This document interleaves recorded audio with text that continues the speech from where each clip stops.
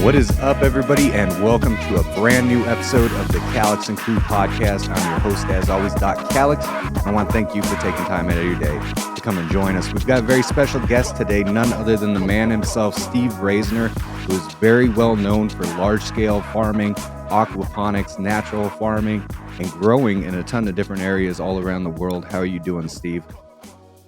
Doing good. It's 7 o'clock in the morning here in Thailand. How are you doing? Pretty good, man. It's a little bit later for us. I know it's a little bit rough for you. Like we'd mentioned before, I think you and I had kind of the same night last night. What were you out doing?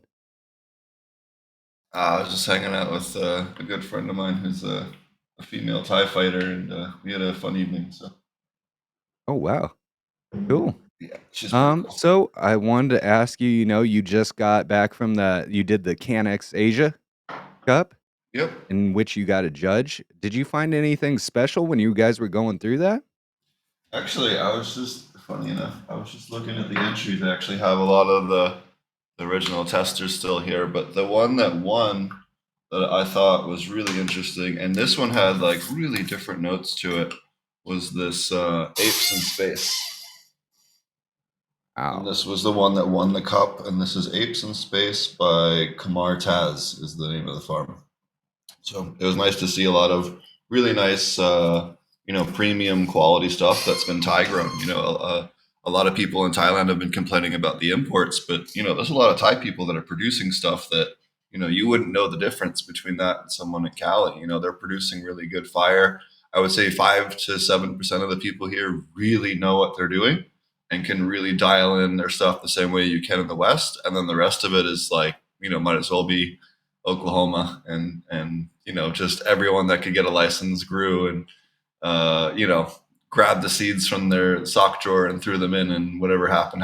And it's been funny to see a bunch of the Thai farmers be like, I'm going to grow watermelons again next year. That didn't work out for me. And it was like, well, that totally could have if you just went and got some genetics that worked from your local village. And no disrespect to the Thai stuff, but we've popped about 60 different Thai strains so far, and only 2 of them, I think, have any kind of commercial value. Not to say that some of the other ones don't have some unique terpene profiles or this, that, or the other, but nothing that's going to be any kind of viable. Simply the bud structure on a lot of the Laos, the Cambodian, and the Thai stuff is just to the point where, I could grow a 6-foot plant, but I'm only going to get maybe, a QP off of it, or maybe half a pound, because there's just no bud structure on it. All the buds are super, super small. So that's been one of the biggest things. We have found a couple of cool ones, 1 or 2 coffee ties, 1 or 2 chocolate ties. And then the one that it's my favorite by far of all the Thai stuff we found was the stuff that Thai Seeds found. He found this, we call it temple Thai or Thai Buddha massive, but these came off of these 24 foot tall plants. They smell like peaches. And they're just like these gigantic, like it almost looks like something out of like NorCal or Southern Oregon. These gigantic, enormous plants, but they grow that way under 12-12. Like they're not even like they just get to be like 20 feet tall and then flip. It's the craziest thing. And the vigor on those plants from seed, on week 8, they're already pushing 11 feet from seed, right? Like, and then I'm talking good node spacing, bushy, good density, like barely need any pruning, and they're just bushing out. Like I've never seen a plant that grows like that ever anywhere else. And I've been to Africa, Jamaica, like South America, all over, and I've never seen a plant that has vigor like that.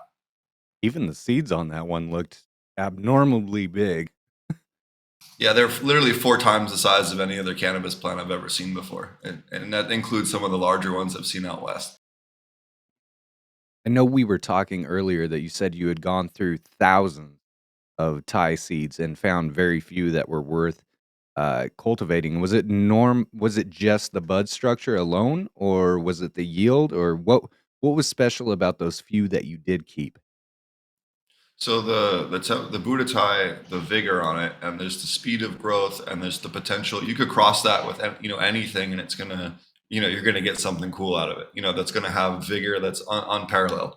Um, I don't think it's very good for indoor grows, but for outdoor, man, that genetic pool is going to add a lot of nice stuff to a lot of people's work, and it kind of revive some of that vigor. I think a lot of people that have, if you're on like an F12 or an F14, you might have lost a little vigor, or even F6 or F7, you might have lost a little vigor on your beans. But you cross it with that to get them giant again. Like, you're certainly going to find some gems in there. So I'm really excited to get that back out to the States and allow, kind of see what people can kind of create with that, because it's, like I said, I've been around for a long time and I haven't seen anything quite the way that plant does. Um, but as far as the other ones, some of the sandalwood terps have been pretty interesting, and finding some of those really funky, like just more potpourri. It almost smells like some of the potpourris my mom used to make when I was a kid, and not anything like cannabis. So that's been pretty strange. Other than that, I would say like 75% of the country is just limonene dominant, like stuff that you guys already have, right? Like, how many lemon strains do you guys have in the States? A lot, right? Yeah. So it's another limonene strain that doesn't have anything else really unique to it, that doesn't yield well. We have plenty of those. We talked about that a couple podcasts ago. I said I've had so much lemon shit at this point. Like, it's got to be something original about it, or spectacular, or like a lemon that doesn't follow that typical like sour, bland limonene thing. It's got to be like a super sugary sweet lemon, or something different to impress me, because it just kind of gets convoluted and they all kind of get really similar. Like a lemon skunk is a lemon haze is a lemon. But I Yep. know that you And said what's you had gone interesting, through a ton of different, genetics, and you were finding some really crazy shit. Like, you posted that one up that was a herm, but it had hermed different sexes on different branches of the same plant. You also posted about that crazy ass one that had no serrations and was just completely smooth leaf.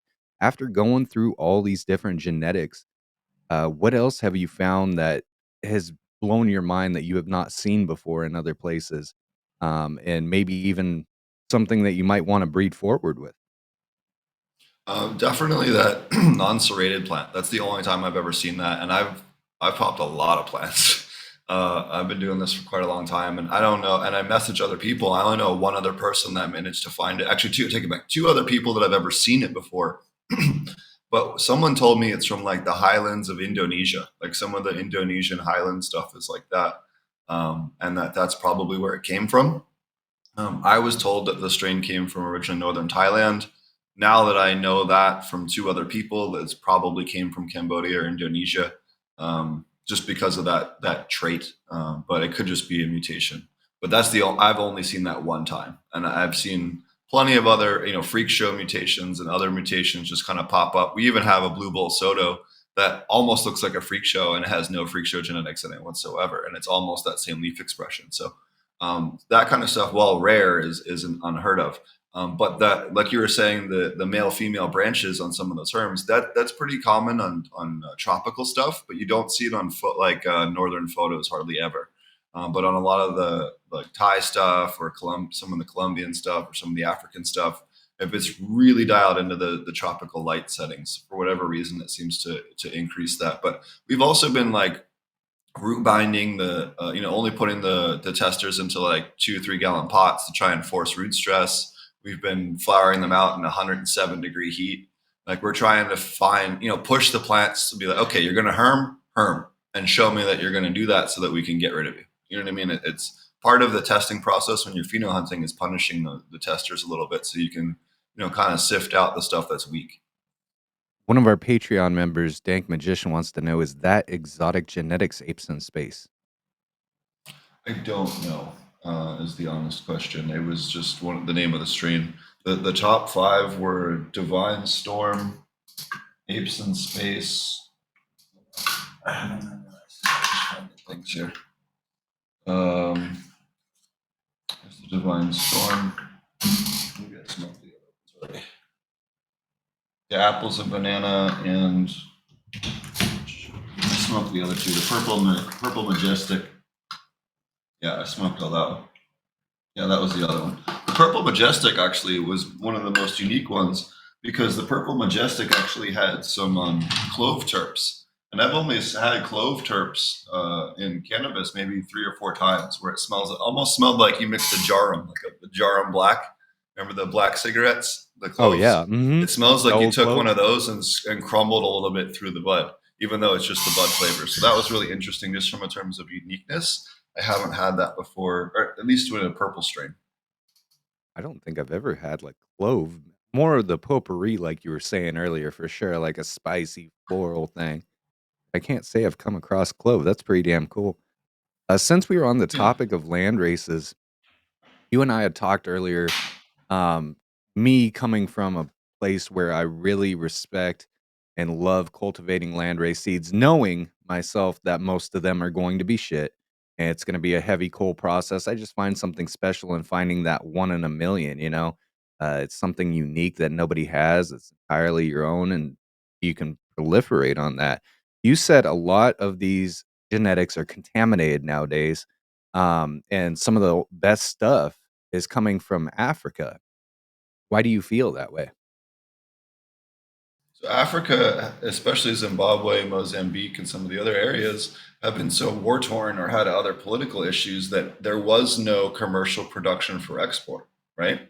um, Sudan, like any of the areas that have been really rough in Africa, who's going to go in there and bring in a bunch of Western genetics to grow and export? Nobody, right? That there's no economic benefit to it because the logistics are too impossible. So those are the places that I've found that actually have true, real landrace left was in Zimbabwe and Mozambique, and that's the only place I've seen it. Even in Eswatini, Swaziland is what most of your listeners probably know it as.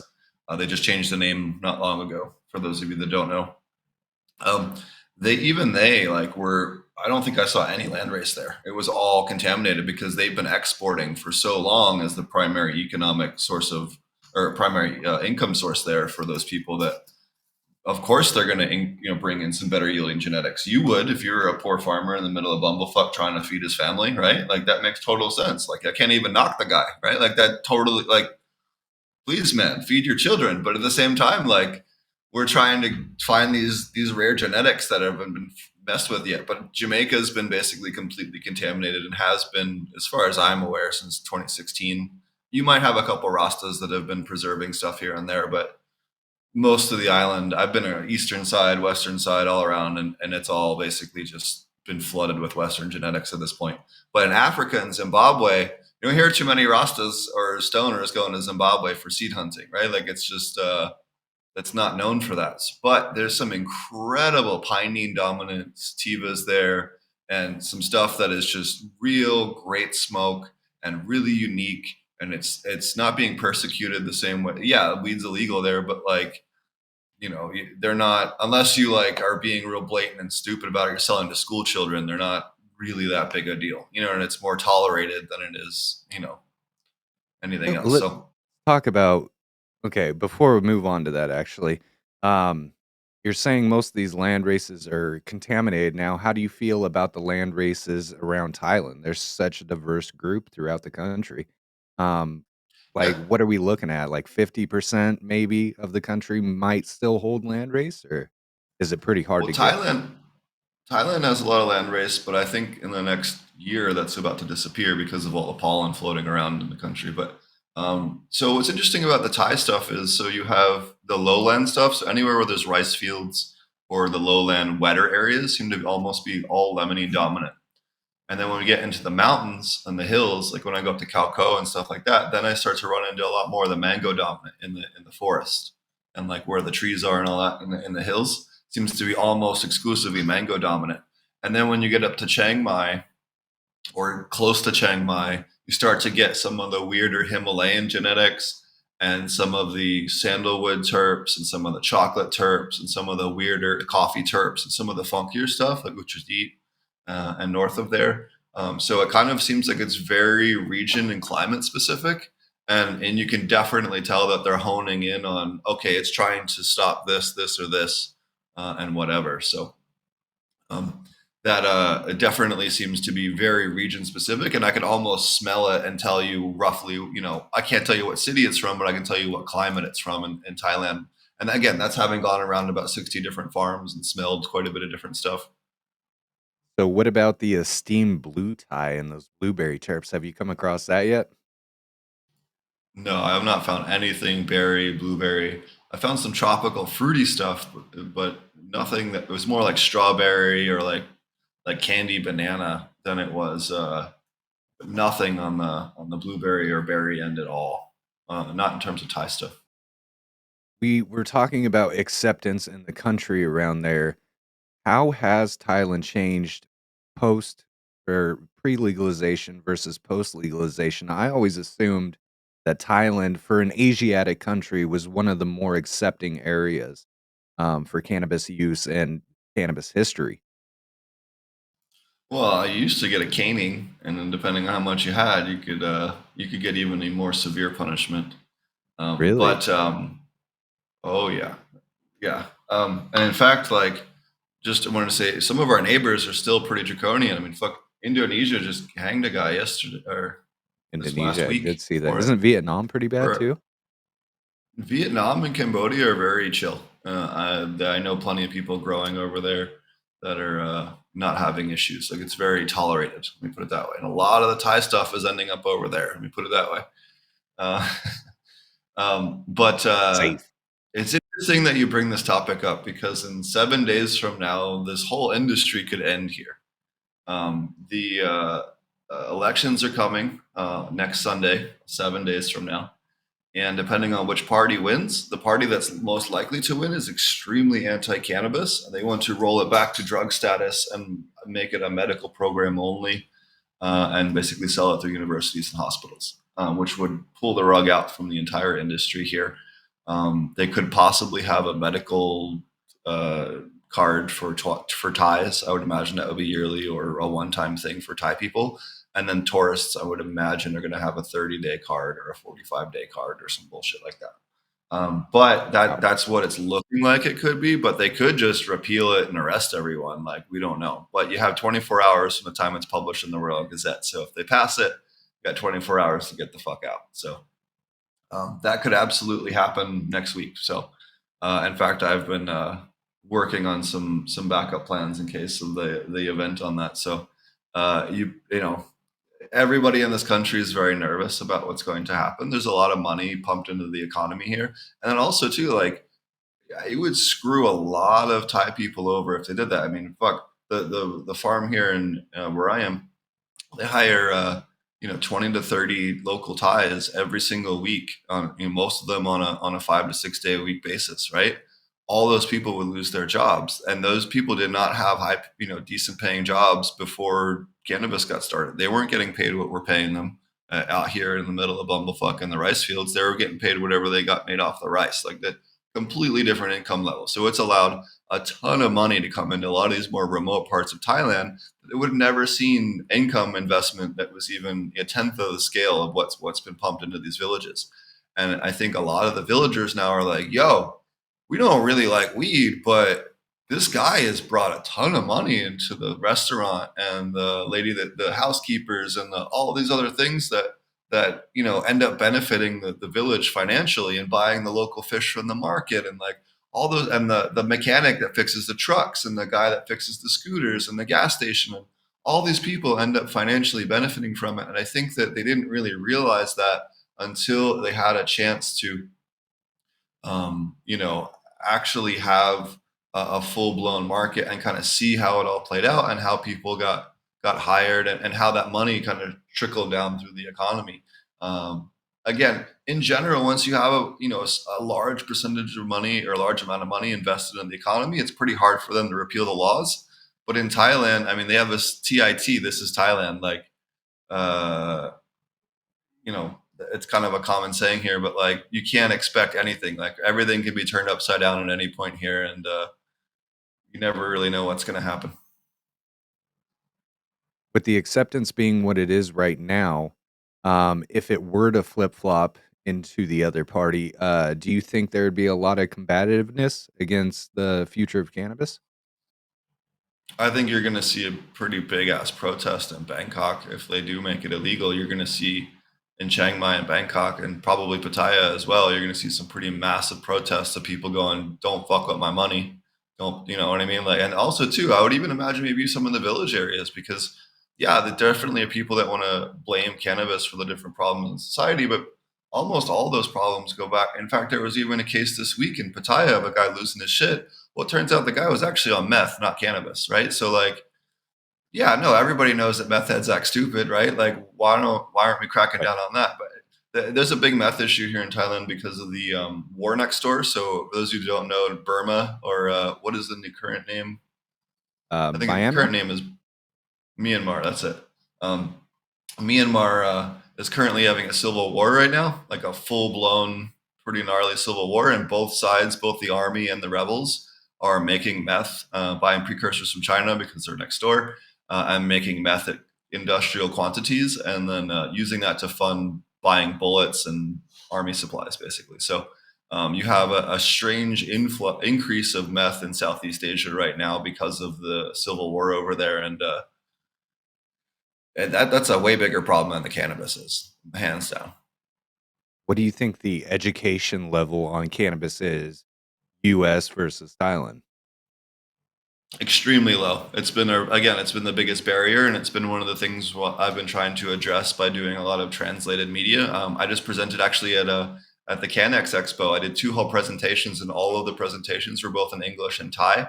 I can't speak Thai, but all of the slides were in Thai. Any of the reference material, any of the stuff that was like step one, step two, step three, all of it was in English and Thai, so that they could screenshot it and to try and break that barrier. But again, that's the number one enemy of cannabis, be it the United States or Thailand or Zimbabwe. It doesn't matter. Like the lack of consumer education and regulator education is the number one thing that's fucking us more than anything else. I see you guys over in the chat just dying at the aquaponics questions. I feel like Steve does a ton of aquaponics, so I wanted to get more into what he was doing over there. But yes, you also do the Whatever. Growing with Fishes podcast. Has that been on the back burner for a while, or are you still pursuing that? Yeah, no, I still do the Growing with Fishes podcast. We had a week or two off during 420 because I was at the CanX Expo and I just couldn't get a good stable enough signal to broadcast there with all the people. So I gave up on trying to stream from there. But the original plan was to do an episode from the stage there, but we just could not get the logistics to work. But we did have an episode this week. We have 336 episodes. Each episode is 1 to 3 hours. Most of them are 2 to 3 hours. It's over 800 hours of educational content. We have tons of amazing interviews. We have almost 5 hours with Frenchie and a whole bunch of other people that have since left this plane. So if you want to learn from some of the old OGs that aren't with us anymore, we got a lot of amazing interviews with them. Michael McShane's another warrior that's since moved on, and some other things like that. So we really have a lot of cool content on there, and a lot of like unique interviews about unique topics that I haven't really seen covered in some of the other shows. It's really we kind of try to angle on with the podcast is like, what's the show that I would want to listen to each week, and some of the weird topics that I don't hear listening to my friends' podcasts and stuff like that. So we try to find some of them, the kookier or funkier, or people that are doing something a little different, especially on the chemistry side. I'm always wanting to learn on that. So Do you do much grafting? I haven't done any grafting since I've been here. I did some grafting back in Pennsylvania when I was younger, and then out in Colorado because of the plant counts, just to get a couple strains onto one mom. But I have not done any grafting here. There just hasn't been a need. I've mostly done more grafting with fruit trees than I have cannabis. When you were saying that and the type of people that you like to have on your podcast, the first place my mind went was one of our SIP specialists over in our Discord. He teaches about sub irrigated planters. He is known for grafting. He grafts a ton of plants for the exact same reason. Low plant counts, trying to get more diversity, and different types in your grow. And that made it to the point where he was collecting a root stock and grafting as many different types as he could on it. I think it's an extremely interesting topic. How often do you do your podcast? Like, is it on Sure. a schedule? So I do my podcast every Thursday at 7:30 p.m. Pacific. Sometimes it's a little earlier, sometimes it's a little later. It just depends on what time zone the guest is in. Okay, and And where would you yeah, throw up a notification about that? sure. So they're always live on YouTube, and then we repost them on all audio platforms. And if anyone ever is doing their own podcast, highly suggest cross-platforming it because we get probably 20 to 40 times listeners in our audio format than we do in our video format. So Oh yeah. Patreon member Dank Panda wants to know what's the best species of fish for aquaponics? It really depends on your temperature and your climate. In general, tilapia are kind of the best because you can eat them. They breed pretty readily, and unless your water gets very cold, they're not really a problem until you get to about below 55 degrees Fahrenheit. They should be kept above 62, but ideally. But if you have a power outage, you can let them go a little bit lower before they start croaking on you. Um, Koi would be the next best one because they have good resale values. You can do butterfly koi, and you can just flip them to any pond store or pet store as long as they're decent, in decent health. Um, and they have the best return on value per dollar gained in terms of something that anyone could easily raise. The best return on dollar would be to start raising arowanas or some of the other real fancy Asian fish, but you need to know a little bit about how to select the right ones. But those can be, $20,000 plus per fish if you really start knowing what you're doing. And in some cases, $80,000 a fish and up. My God. What's that one that you have, Dank? He has one that's very similar to like an arowana look, but I think it's a different one though. The knife fish, maybe. We have knife fish here. The clown I knives saw are you here. I caught a catching that, huge dude. I one. was very happy Yeah. to see that you're a fisherman as well. Oh yeah, man. I love fish. How It's one does of the my. fishing differentiate? It looked like you were using a modern style pole. How different is it Western versus Thailand? So you can get a fishing rod here. I have two fishing rods. We go fishing almost every other Sunday. I have a next door. I have an 86-year-old neighbor, and he doesn't have really anybody to hang out with, and his wife has passed away. So him and I hang out on Sundays and have a couple beers by the river.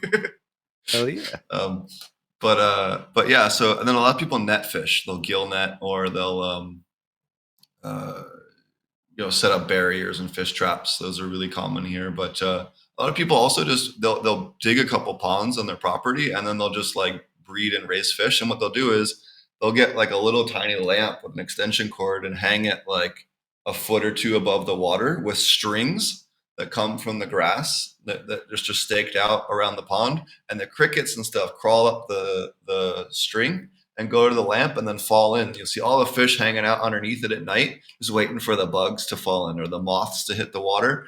And they don't even pay to feed the fish. They just put a lamp on the pond at night and they don't have to do anything. It's like the most low effort, low labor fish keeping you've ever seen in your life. Like, I have to ask you something controversial. You posted sure. about the dog liquor not too long ago and the purple Yeah. stems. Yeah. I won't throw any names out there, but I'd heard some very notorious growers talk about the health of plants and if the biology of the soil and everything is on. There's no such thing as purple stems. It's not genetic, and anything healthy will grow green. How do you feel about that? I think those people have not grown enough different types of genetics to know what they're talking about. I mean, there's so many different ones. I've seen everything from red stems to purple stems to blue stems. It's cultivar specific, right? And anywhere where you have higher UV exposure, the tropics, or high altitude, you're going to have significant increase in it. For instance, Rosning. You guys probably know who Rosning is. One of the most popular Instagrammers with Afghan stuff. Is the red marif having nutrient issues? No, no, it's not. And the stems are crimson, right? So again, with that dog liquor, the buds looked great. There's no problems. There's no sulfur issues, which is normally what it's attributed to, or phosphorus issues. Everything's dialed in, right? So the plants get a liquid IMO for like in terms of plant stuff every third watering, right? The biology is cranked in. It's living soil. 40% of it's compost from previous runs. Like there's no, we're going low nutrient levels on any of the feedings. Most of it's plant ferments. Like there's no excess of any nutrient or imbalance of any nutrient. Nothing that we can test for in the runoff. So you know, I don't know why, again, I understand you definitely can have extreme sulfur issues that will do that. Now, when I was in Jamaica, sulfur issues is a problem with the leech rock and stuff there. A lot of them are very high in sulfur. So you can absolutely have like red or pink stems and the stuff I saw in Jamaica. And I absolutely think that was partially to do with the mineral composition of the water of the soil. But the stuff we have here where it's all controlled, where we have 30 or 40 different phenos, and only one or two of them is showing that purple and everything looks identically healthy. There's no issue. It's just that particular pheno is increasing the anthocyanin production in the stem because it's trying to protect itself from the UV. Like what? Let's talk about this maybe a different way. Why are the plants purple or red? It's anthocyanin production. Why does the plant produce anthocyanin? Either as a UV protectant or an antifreeze. Okay, so if it's cold and you get big 20, 30 degree temperature swings daytime to nighttime, the plant thinks it might get cold enough to freeze. Right? Totally makes sense. So it's going to produce that antifreeze to keep that reduce tissue damage. Or if it's high altitude or in the tropics like I am, you're going to have that increased anthocyanin production because it's trying to protect itself from the UV damage, right? Anthocyanin is very good at that. The other thing that other reason why plants will produce anthocyanin is to lock up the molybdenum. Now, if you have too much molybdenum or selenium, it can actually bind to the nitrogen, or not bind to the nitrogen, but can affect nitrogen uptake. So the plant will actually produce extra anthocyanin to bind up some of that molybdenum or selenium, depending on which one's in mild excess, to lock out that molybdenum so it doesn't have that negative impact on nitrogen uptake. So there's a lot of different reasons why plants produce anthocyanin. It's not just because the sulfur was too high, which I think a lot of people have been horribly miseducated on. And I don't think it's their fault. I just think that no one ever taught them. They just didn't go through a botany class. They were never properly educated on the topic. That's a great answer, and I completely agree with you for most of that I didn't know before, but holy crap, man, I'd never even gone into it that much. Definitely soil biology affecting it, but, going into the malignant, attaching itself with the nitrogen, I've never even heard of that before. That's incredible. It's one of Do the you most common things I fix in lettuce farms. So one of the most common questions I get on lettuce aquaponic producers is, "Hey, my red saleless lettuce or my red oak leaf is not red anymore." I go in, I test it. The molybdenum is at 0 or 0.001 or something abysmally low. I dose the molybdenum back up to like zero point 0.8 parts per million and let it drift out. And I know that's, you can dose it as high as 1 parts per million. But for the most part, we're usually dosing between zero point 0.1 and zero point 0.4. But if it's straight at zero and the plants have to like deplete what's in the water column to replace it because it's flat zero, then we'll dose it at like a zero point 0.6 to zero point 0.8 because the plants are going to immediately obliterate a large percentage of that right off the bat. So, but if you're trying to force those purples, make sure you're dosing at like 0.1 0.2 ppms when you flip to flower, and it's super simple. I mean, you could buy like a few grams of it and it'll last you know 10 grams of it will last most growers 5 Yeah, years. It literally, you don't doesn't need take very much. much. In the same aspect as the anthocyanins, with the red stem cultivars, is that just an excess of carotenoids, and what does that come from? My honest answer is I'm not quite sure on that. I don't have a proper answer on that. I honestly don't know. Something we're gonna have to look into more. I didn't know if it would be just how the anthocyanins were expressing, where it didn't get a purple hue, it got more of a red hue, kinda like when you get a lavender bud versus, like, a black ass bud. Something like that versus, like, the Indian red stems where, oranges and reds are more associated with the carotenoids. Was that production happening for the same type of reason, that there was something that was locking it out or an excess of? Again, that's just something my knowledge is not as good on, so I don't want to. There, oh, man, hitting the bong. I'll join you. What you smoking on over there, Steve? Apples and Banana by Chat Tree Garden in Bangkok. Sorry. Panda wants to know what size reservoir pond would be suitable for starting out. It just depends on what you're trying to do. So if you're trying to grow cannabis, I wouldn't do anything smaller than a 40-gallon aquarium for one or two plants. That seems to be the kind of the extreme end of it. You could maybe get away with a 29-gallon if you really heavily stocked it. That's going to be the extreme end on the small side. And after that, kind of anything up from there, you need about a 75 or 90-gallon tank if you want to do four plants. Um, and then kind of, up from there, depending on what it is that you're trying to grow or how many plants you're trying to grow. I am obscene, just absolutely jealous that you got to see all those ruins in Thailand.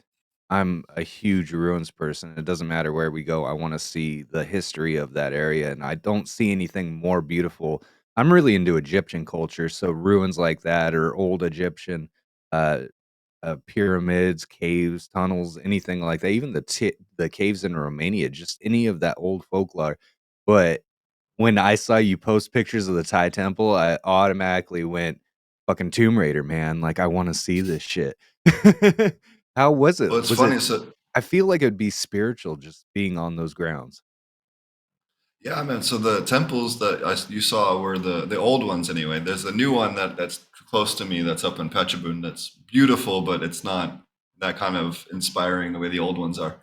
But the old ones are all Khmer ruins. So those are exactly from the same temple complex as the stuff in Tomb Raider. That's actually filmed over Angkor Wat, which is the exact same kingdom. It's just down another 200 miles or 300 miles to the east from where that temple was. But that's the far end of it. So that whole temple complex used to go from Cambodia all the way into Thailand. And if you look in one of the pictures, there's a stair set that kind of goes down and then back up, and you can see it just kind of go off into the horizon that goes all the way to Angkor Wat. You can walk from that temple all the way to Angkor Wat in Cambodia, obviously with a border crossing. But you can actually physically walk the same ancient path that people did 1,000 years ago to get there, and they were a pretty cool, I mean, interesting culture. They're completely separate from the more modern Khmer that maybe have less of a PR, less of a favorable PR, to say the least. Um, but the temples there are just incredible, and just again, like you're talking about huge ancient trees like growing out of 300-400-year-old tree growing out of the side of a temple, like especially the second temple that I went to, seeing these giant trees kind of like shading the reflection pools, and like just it was just so cool. It's one of my favorite parts of Thailand. And there's another one that I haven't gone to yet that's like, I guess, was like one of the stables for the elephant warriors and stuff like that, and it's one of the ones I want to see, but a lot of it's kind of collapse. It's more ruined than some of the other ones, but it was where they had the war elephants and stuff, which is super cool because especially out in Buriram, that was where they used to breed and raise the war elephants and stuff like that when they would go to war. And they had these giant like towers on top of the elephants. They'd have like 2 levels of archers firing off the back of the elephants and stuff. Like it was crazy, like That's way insane. crazier than the stuff you see in video games. If you do, we would love to see some pictures of that, me especially. I saw your video on the rat roulette. What else have you seen over there that might blow my mind? Oh man, I gotta think on that one. Um, just watching tourists interact with monkeys is hilarious because the macaques totally know how to like punk tourists. So that's always really hilarious. And in fact, if you saw on the news, there was a temple where all the monks got arrested for doing meth. That was one of the monkey I did temples see that's that. near me. Yeah, so that was a monkey temple. So it was like, well, are the monkeys on meth too? Because that'd be pretty crazy. But That's insane. that was definitely one of the interesting. The Snake Temple in Bangkok is pretty insane, just in terms of like, wow, that exists. So they have a temple for cobras in downtown Bangkok, basically, and it's like a you go down the street and then suddenly one of like the front faces of the like regular street front is a temple, right? So you walk through and there's like a gift shop and all this kinds of stuff. And then you can buy eggs or raw chicken and other stuff. And then there's like baskets with rope like against the railing, and you could buy your offering and put it in there, and then lower it down into this courtyard, which is out the back of the temple. And inside the behind all these buildings is a courtyard, and it's filled with all the cobras and pythons and snakes they find throughout Bangkok. People put them there as like this temple place. So there's like hundreds of cobras in the middle of downtown, and people like feeding them eggs and chickens on ropes with baskets. It's the strangest thing. Like I've never seen anything like that where you had so many like venomous creatures and everyone's just like chill about it. Like I've never seen anything like that. It's and once in a while too, someone will come walking through the temple like holding a snake by the head to like put into the pit, that they caught somewhere around town. So you never like you got to really pay attention there because someone could come up behind you with a cobra in their hand. It's pretty wild. Talk about walking on eggshells. Jesus. Other than that, the food here is amazing. You'll see some stuff that you definitely don't. I've seen mongoose at the market. I've seen, I saw you eat that larva, that silkworm yeah, larva. those are good, man. I eat them all the time. I'll put them in pasta or in rice. They're super yummy. It tastes like water chestnuts with like a little more of a nutty flavor, but it's a good complement to like a starch. I like water chestnuts. I feel like it's the texture. There's got to be like some juicy guts in there. No, no, no. The little ones are not bad. There's bigger ones like the water bugs and stuff that have like texture issue stuff. And some of the fruit here, there's one that I love the flavor of, but it's seriously like eating a ball of snot. When you eat the inside, the all around the seed is like a big ball. I have some in the fridge. I Like a could show you one, but mangosteen? it, hold on, I'll just grab them. Hold on. I don't know what the English word is, or Oh, even die, if there Steve. is an English word. They look like an evil strawberry. Well, on the What's it like inside, they're real inside of it? snotty, but they're super flavorful. Yeah, they look kind of like a old That's man ball sack version of a strawberry. yeah, if you're hanging down from the tip. Oh, Panda said he had an arowana. Yeah, arowanas are great, man. I used to work in the pet trade before I worked in cannabis, and that's how I got into cannabis. Is they had a grow room downstairs, and we the blue arowanas back and the black arowanas back in the day used to be quite pricey, and now they have all kinds of fancy ones with scribble lines and super reds and albinos and platinums, and those are the ones that go for, like the scribbles and stuff go for 60,000 plus. Some of the fancy long fins and stuff can go for 80,000 plus. I didn't ask you about, and usually I ask my guests, uh, what is your history with cannabis? That's pretty insane to lead on. You worked at a pet store with a. Can we talk about it? Sure, yeah, yeah. So in the East Coast, a lot of the pet trade was, well, it probably still is, used as a front, right? So they use it to trickle their money, especially aquarium maintenance companies. It's not uncommon for them to have 50% or more of the customers be on paper only, right? So that's a common thing, allegedly, in the book I'm writing. So um, the so I used to work at this place called Pet Fantasy when I was a kid. There was a pet store that was like one of the only places that was close enough from my house that I could just go on my own, you know. So I'd hang out there all the day. And when I was 12 years old, I caught one of the employees stealing cash out of the register, and I told the owner because like he's my homie, and he went and like drained the kid's pockets and found the cash and fired him and was like, "Well, you're honest and you know where all the animals are and how to take care of them. You want a job?" So I got hired that day, and ended up working there for about a year. And then one day I like couldn't find the boss to go down, and I knew there was like a basement that I'd never been in, and they had a whole grow and a separate room with a whole bunch of other animals that were not on the list upstairs, and got exposed to a whole new world that I didn't know existed yet. So that was pretty cool. And then from there, got into the grow scene at a pretty young age back in the East Coast, and then from there, later on, moved up into a different company. Uh, well, how do I put it?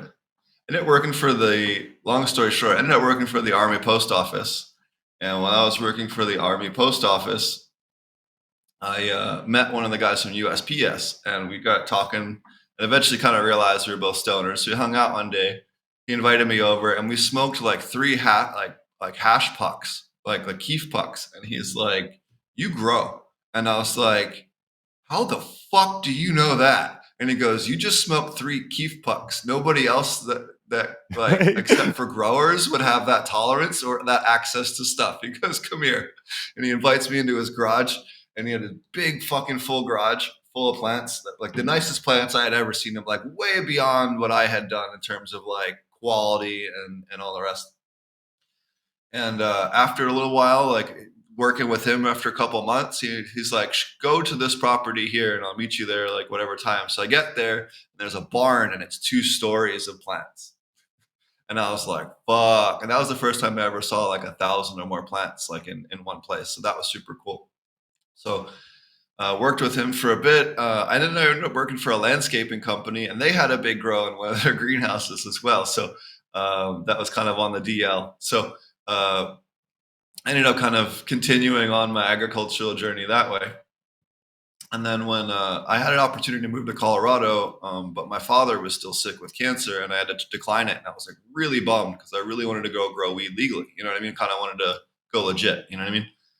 And then about 8 months later, my dad had finally finished his cancer treatments. He was like, clean, free and in the clear with his stuff. And I got an opportunity to go back to that same job offer that I'd been given in Colorado. They had fired the original guy that they had hired instead of me, and offered me this job back again. And I took that, went out to Colorado, and then kind of killed it out there. Worked for a couple of places there. And then when the floods happened in Colorado, the place I was working for had the whole back wall get blown out by mud because of the landslides and stuff. So I lost my job there, and basically was told like, "Hey, we'll hire you back when we finally get a facility again, but go work for somebody else for now." So I ended up applying to the Aquaponics source. I got hired there for product development, and eventually, after 2 weeks, got switched over to their cannabis and research lab once she realized what my experience was. And we developed the whole aquaponic cannabis program there at the Aquaponics source for couple of years. We did test runs both we had a 50 by 30 greenhouse that we had an off site that was fully licensed, which was really nice that we could kind of tinker. And we had like wicking beds and flood and drain beds and DWC. Like we tried to experiment with like all the different ways you could grow it and kind of see what was going to work best, how to dial it in, like because we didn't know, at that time. So just did a bunch of R&D with a bunch of different types of setups until we kind of figured out what worked, which was the dual root zone setups or SIPs setups. If you're going to do a real big scale, doing it SIPs makes a little bit more sense labor wise. But on the smaller scale, dual root zones, or certainly for your moms, you can push growth much better with the dual root zones. That's amazing, man. Why is it the smaller scale is better for the dual root zone besides the roots? Just from a labor standpoint, you're doing 14,000 plants. You can absolutely do a dual root zone, but it's just a little more time on the pots. That's all. When you're doing Uh, it to acre scale, it starts to be a little less What would be labor. that threshold But where you would change from one or the other? about a quarter acre, half acre, then it starts to make a little more sense to do it the other way. And again, it depends on your labor costs. In Thailand or Africa, it's not like you're breaking the bank on labor costs per plant, but in this U.S., it's a little bit different. So that would be the biggest thing. And then, so after working at the aquaponics source, they eventually, I came in one day after they recently sold the company, and the new owners wanted nothing to do with cannabis because it was becoming problematic for their accounting, which it used to be very much so up until pretty recently. So, and even still is a problem depending on what you're doing. So they basically gave me that part of the company and told me to get fucked, and kind of as a severance, and that was that. So I started my own consulting company, and since then, in 2016, 2015, 2016, 2016, and February of 2016, and since then I've been going around the planet. Doing I great, couldn't man. ask for a better Absolutely. life, man. If you had told me I'd gone to Africa and Southeast Asia and all over to grow cannabis when I was 16 years old, I've been like, "You're crazy," you know. That's amazing, man. What an accomplishment. Out of all the places that you've gone, can we say a favorite? Is there a favorite? I don't know, man. It's a close one between Jamaica and Thailand. I love beach life in Jamaica, and Jamaica gets a bad rap. Like the cities definitely can be rough and not pleasant. I'll put it that way. But the nicest people I've ever met in my whole fucking life, aside from people here in Thailand, they're equally as nice. We're in rural Jamaica. Like we had our car breakdown between St. Mary's and Kingston in like the back middle of nowhere in the mountains, taking the long route, not the highway route that exists now. That didn't exist when we were doing this, the freeway that goes to Kingston now from Ocho. Um, our car broke down, and we're in the middle of nowhere on like a 2-lane road with just enough area on the shoulder to like get the car so that we're not in traffic.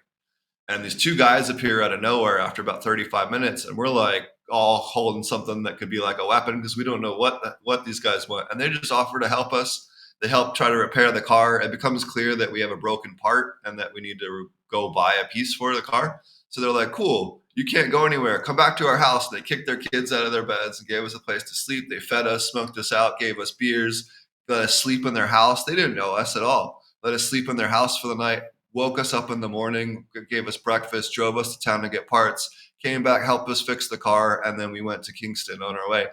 Dude, tell me a single place in the US where that would happen.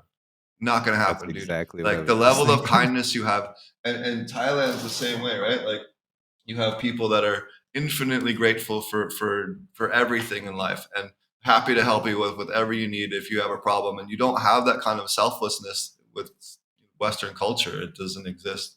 I mean, sure, some people do, but as a whole, not as It's like rare. go to any rural area and you're going to be treated like that. In Jamaica and in Thailand, it absolutely is like that. And that's where, and to less extent too, Zimbabwe was a lot like that too. Again, anywhere where you have people that just don't have a whole lot, community and kindness matters a lot more in life, and you know, it makes the Have world a more better place. appreciation for the foundations of life. Yeah. Before we get going here, I've got a couple more questions for you, and then we'll get headed out.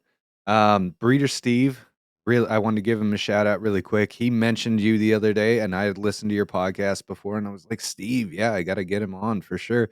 He was saying what a great job you were doing out there, and that he really appreciated the work that you were doing.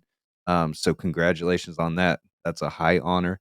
I saw you post about a ton of bugs. You'd mentioned the snakes. I saw you holding a fucking scorpion. I'm not scared of many things, but I don't know if I would hold a fucking scorpion or that other was it called a vingaroon?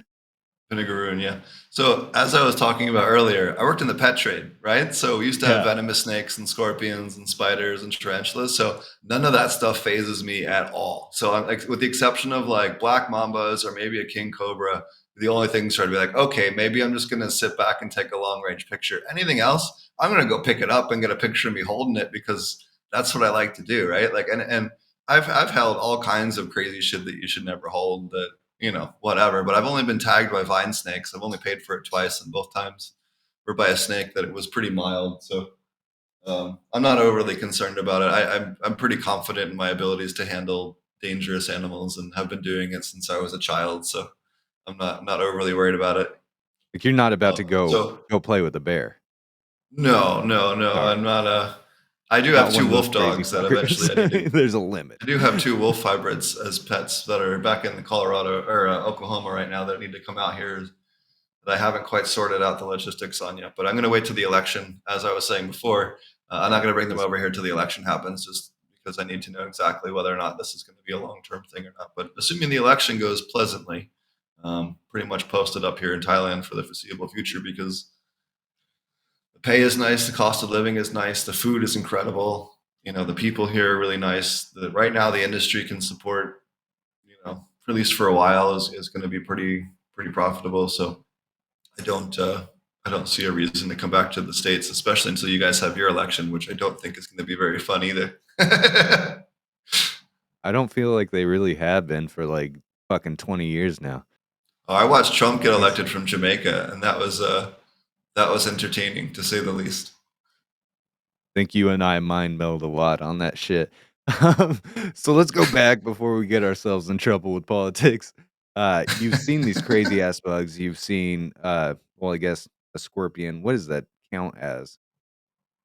I know Panda's in here too. He knows all of his fucking animals. Was that a Scorpions, you mean? Scorpions and would be vinegaroons? like? Those are arachnids. Okay, I thought so.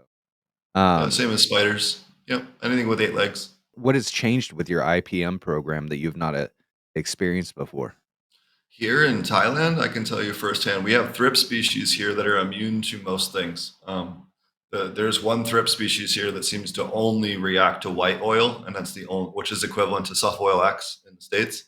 That's the only thing that seems to knock them back. And we've hit them with over 8 different biocontrols: Bavaria bassiana, multiple strains, Isaria fumiceraceae, Metarhizium, militaris, like you name it, any of the normal go-tos, we've thrown heavy dose. I'm talking like 4 times the normal dose, and they still can't get them to zero. So Two that's been cordyceps at probably him, the first yeah, cordyceps at them too. Yeah. Everything you can think of and it that I didn't can work at purchase out all, here didn't. It or just definitely not saw enough. some infection, but the infection rate was like 20% instead of like 90%. Yeah, like really, really heavily immune to pretty much everything. And if they made it to the States, y'all are fucked. like especially if they get established in the South or SoCal, like do not take cuts from anybody in fucking Thailand that's growing outdoor. I'm just gonna go ahead and say that, like, because if you bring this shit to the States, you guys are gonna cry hard. I'm just gonna tell you that. Um, Worse than they russet also mite? have they have a broad mite here that makes russet mites look cute. They have a broad mite here that's smaller than the normal broad mites in the States. That is like significantly smaller than the ones in the States, but it looks identical. They carry the girlfriends around on the back legs, same way and everything. Um, just like a broad mite does, but they're smaller than any of the ones I've ever photographed in the U.S. So that's another one, but they're easily smashed. Like the two rows I've visited that had them, they were able to get rid of them after 30 days with just using white oil and heavy defoliation and just cleaning the place up, um, and then taking clones from that once they knocked it back to just to restart to make sure everything was clean. So that's not been a problem, but definitely something that if you didn't know what you're looking at and you're looking for them, you're not going to see them with your eyeballs, right? They're simply too small. You have to scope them, and I have a little handy scope that I got. The $30 scope you can get from Amazon is great because you can carry it around, spray it with alcohol or whatever to disinfect it between between different rooms, and you don't care. It works great. And hey, if you drop it or break it or it gets wet, I'm out $30. Like no big deal. But I use that all the time. I have my tablet. I have a big tablet, and I just take that and I scope it and I look it on the tablet, and I can make the picture, the size of a normal sheet of paper, and then I can go through the grow really rapidly and scout. And yeah, it makes my life so much easier. I don't have to take leaves from the grow into the lab and put it on the microscope. I might have something that I really want to check out further that I do that with, but it just helps me reduce the amount of material moving around the farm and improves the speed of scouting because scouting always takes 1 to 2 hours a day or more, at any facility. So the faster that you can accurately and very carefully go through a grow like that and have that kind of instant picture. Because if I did have a spider mite or a russet mite or a broad mite come in off of somebody's clothes or something, I can detect it while it's still at that super manageable level before it's now causing plant damage or whatever. All those kinds of mites, you need to catch them before you're seeing the damage. Otherwise, you already have a huge uphill battle. Absolutely. Before we get going here, what are your top 3 favorite strains of all time? Hmm. We're on a desert island. I go, you can pick 3 things to take with you, Steve. Stuff I've grown. Warlock was really good in Colorado for purple strain. That just had a really good depth of profile on it.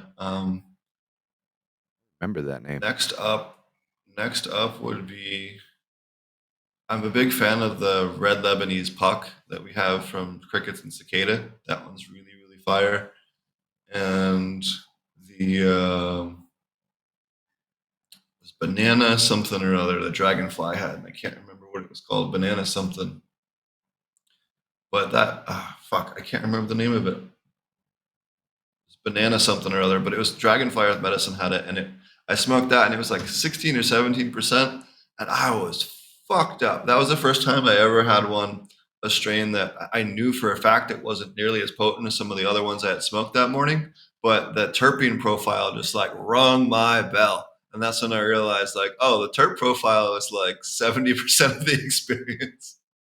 So Yeah, that was my first like jarring experience with that whole thing at Emerald Cup one day in the tents there. yeah. Love those ones. I felt the exact same way about the Egyptian Sinai. That one was really good, and I don't think that was uh I believe the original preservationist said that he did test some and he was getting some that was like peaking out at like 22, 23%, which was incredible for a land race, but it had just been cultivated as a drug type for so long that was what they were pushing. But most of them were in that like 16 to 18 area. And fuck, they just rip you off your ass. The best thing lately has been the Don Megalary chimes that we got from Dutch Blooms. That's really been of that. That's the only one that we've kept more than 2 phenos. We kept 4 phenos of that one because it Wow. just had 4 really different bomb smells that were like unique enough to preserve and just really good depth of terpene profile. It has like 6 or 7 or 8 different notes in it. It's not just one flavor. It's like you're sitting there trying to like analyze all the flavors that are in your mouth right now, and those are hard to find. Yeah. Definitely, especially with a lot of the bottlenecking that's going on right now. What do you feel like the future of land races is? I mean, saying that, most land races now are trash. They're going back to hemp with the open pollinating. There's high herm rates. A lot of them are contaminated. Do you think there is a future for preservation of land race strains as pure strains? Or do you think that cannabis is pushing in such a direction forward that it's kind of becoming obsolete? To me, I kind of look at them like they're like the paint that like Bob Ross uses to make a painting, right? Like you need to have the good base color paints with the base colors that you need to make the painting and the blends and the things that you need, right? So if we don't have those base colors, we can't make the happy little trees and the mountains and all that stuff. It won't work, right? You can't get the color right. So I think that preserving them from a point of like, hey, we're not going to use these as like F1s, we're going to use them as breed stock, but maintaining them as breed stock stuff, I think, is certainly important. I honestly, I think in 40 or 50 years, there isn't going to be a whole hell lot left because people are kind of scraping the earth for what's left right now. And also these other markets, cannabis is becoming more and more legalized. You're getting more and more access to Western genetics in a lot of these remote areas, and that's going to further, diminish that, for the good or the worse. But a lot of the Western stuff just fries. I mean, shit. You take any indica and you put it out here in full sun, it'll melt. Any of the almost all the blueberry stuff except for the blueberry OG that we grew melts in the sun here. And a lot of stuff you don't put it under a sunshade, it'll just like melt. 60% of the stuff in the West that you grow indoor can't handle the sun here. Just won't handle it. So a lot of the stuff I think people are also breeding is super weak.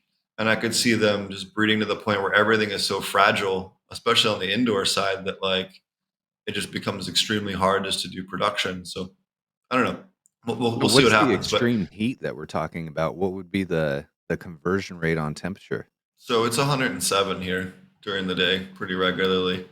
And then, tropical sun is much hotter in terms of how much it's heating the leaf surface. And it just plows through the water in the plants. And if you What are don't, you if using it, to combat anything that? wide leaf just doesn't work.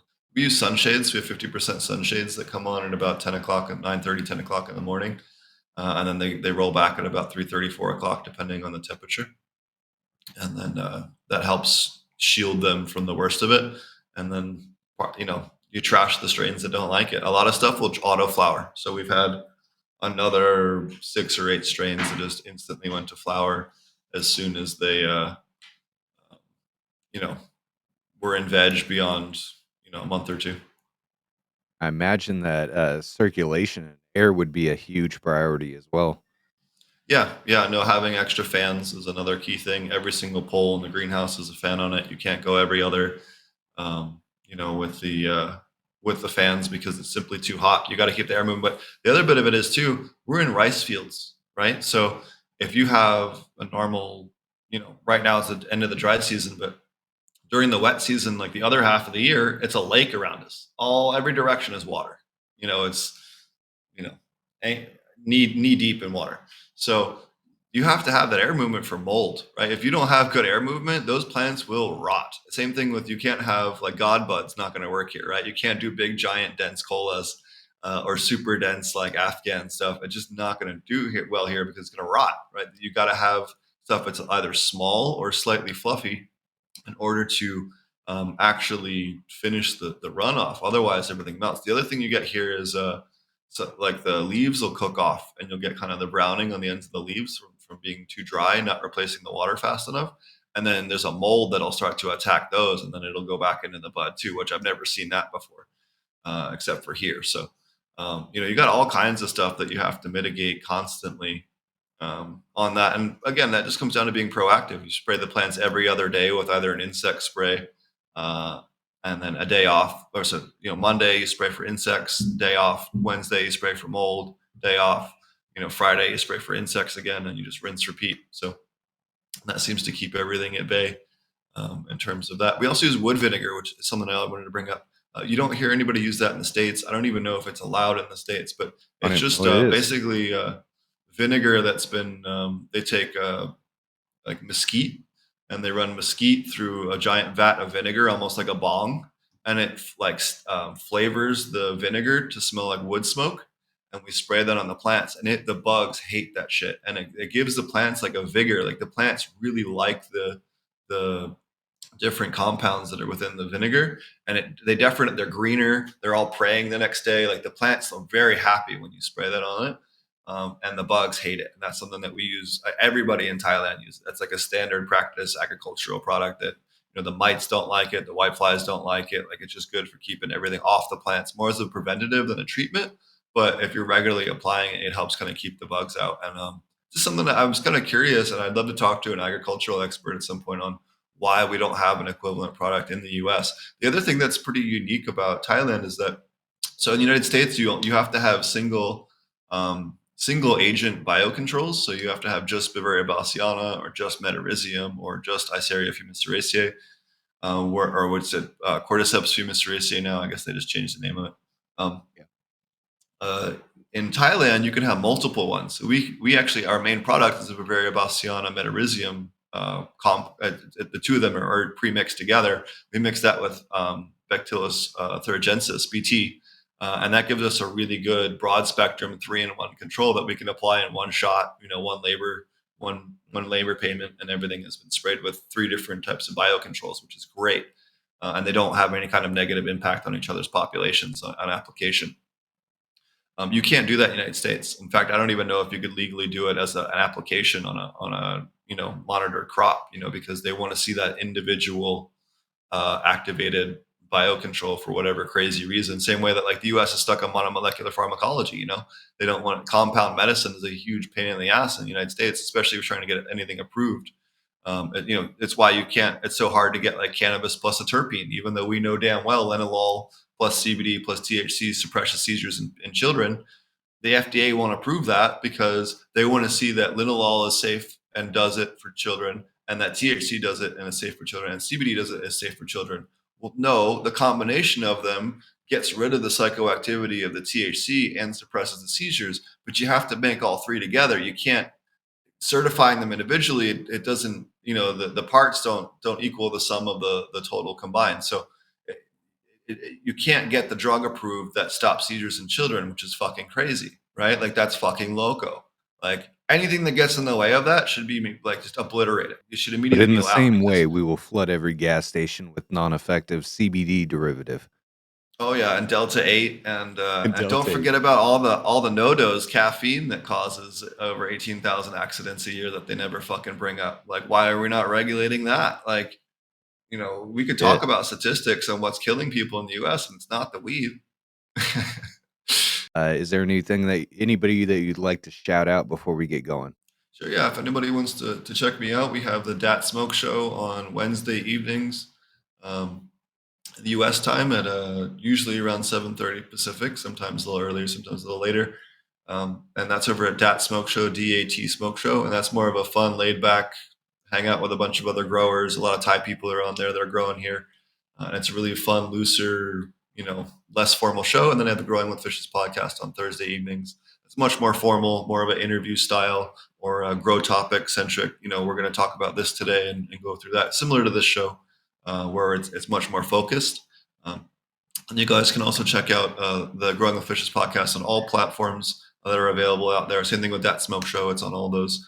And you can find out any of my educational courses over at apmjclass.com or thepestclass.com if you want to take formal class-based education.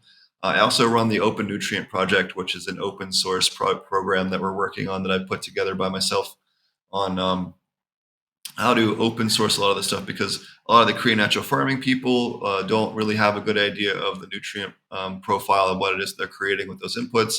A lot of the soil food web people don't really know what the nutrient profile is, what their inputs are, and they've kind of ignored that nutrient component of the balance. And I feel like that's a kind of a big thing that needs to be addressed, because you can absolutely make a bad compost mix, right? That doesn't have what the plants need pretty easily if you don't know what plants need. So the idea is to create a centralized database, streamline a lot of the work that like Dr. Duke's database has and some of the other things for getting the mineral content of these different inputs and input plants and input minerals into one place with one list of testing, so that you guys can go, okay, I'm going to pick these plants from my property.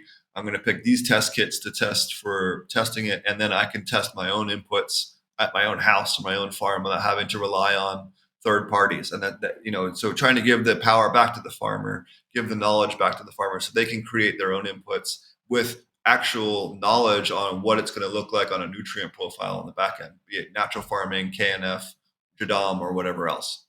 Also has links to preparations, and you can submit your own parts per million testing through that. And there's an open source database that has what other people have created, their recipes, and what nutrient profiles they found with their ferments and teas and other inputs. So it's kind of trying to drive this more open source data stuff to take it away from some of the Monsantos and other people, because that was one of the big things I've seen traveling the world, is that we could totally solve a lot of these farmers' problems if we can get them off of this fertilizer addiction and onto something they can create on their farms. And these farmers are super rich in natural resources. They just don't know how to convert them into fertilizer. So if we can just fix that gap and translate it into many languages, you could have a really big impact on fixing a lot of the stuff that the fertilizer companies are breaking right now.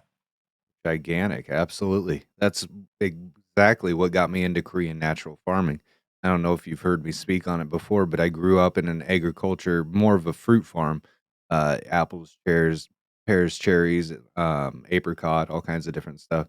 And seeing the chemicals that they were required to spray on a constant schedule, and the ground's just looking worse and worse, and it's getting compact and barren and nothing lives there.